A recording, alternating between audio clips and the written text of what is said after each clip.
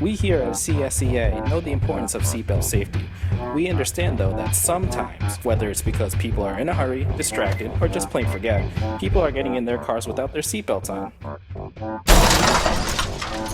But we've decided to take this one step further. This is why we've decided to unveil our new invention, the Nagging Mom. Hello? Let's try this again. Hi. Hey, buckle up.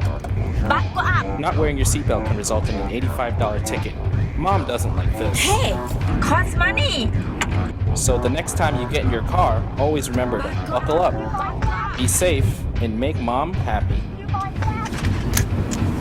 You just good girl. Thanks, Mom. You're welcome.